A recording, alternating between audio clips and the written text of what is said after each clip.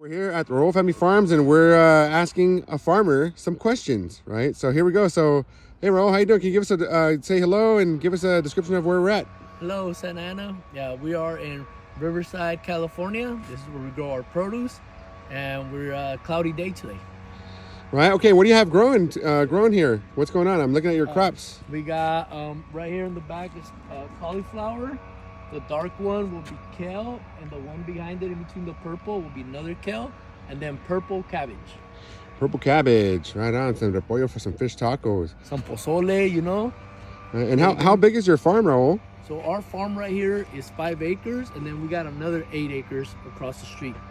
Right. So a total of 13 acres. 13 acres, right? And so I see you're also growing some other things. So you're growing more cabbage. More cabbage, green cabbage over here. We got green cabbage on this side, and then we have celery right here. For those of you that don't know how celery grows, this is how it grows. Develops pretty good.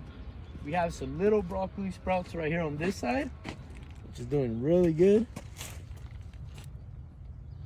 Okay, and you buy these plants from the store, right?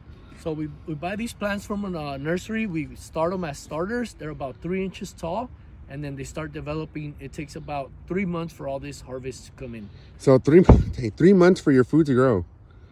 Right on. So who do you sell to? We sell to Santa Ana School District. Oh, right on. We sell to some other school districts and farmers markets. All right, and where are you located? Where are we? We are at 8855 Victoria Avenue in Riverside, California. Right on, right on. Okay, so and what about all this plastic? It seems like kind of it's a lot of plastic use. But what do you think about that? Well, it is a lot of plastic use, but there's some really great benefits for it. First of all, it keeps down the weeds. It allows you to weed management, right? Really good. It keeps moisture in it, so it allows you to save a lot of water, especially during the drought seasons and all that. And then it also stays for a whole year. So it stays for a whole year, and we reuse it every single time for a whole year. Even the plant's done, we pull out the root, keep reusing it. Okay, so instead of having a bunch of weeds, you have you have the plastic, so it'll keep the weeds down. It'll help with water, right? And then and what kind of stuff do you use to grow here? Do you use any harsh agrochemicals? No, we actually use a lot of organic methods to grow here. We have organic chemicals, and like neem oil would be one of them, right? It's very easy. A little bit of soap, a little easy, and we intercrop a lot. So that's why you only see a few rows of everything, but it happens very consistently. What's intercropping? So we mix the crops up very, like the broccoli next to the celery, the cabbage next to the cauliflower, and everything's mixed. It's not just one full acre of one crop. Okay, this is the way that peas grow. You can see here that they have to grow in a trellis. So what Royal Family Farms has done is they've created a trellis system here where they use wire, right? And the wire is used to give a trellis or support the growth of the peas. Right? Without a trellis, peas cannot grow. Peas are beets. Right? Now beets grow very well during cold weather, right? So this is why they grow during the winter. Right? Now I like to say that beets need a blanket. So the soil is their blanket, and it helps them stay warm during the cold weather. Here we are at Royal Family Farms, checking out what's growing on. One of our foundational partners here, Royal Family Farms, which is owned and operated by the Royal family, has been our partner here since the inception here, and they're growing some strawberries.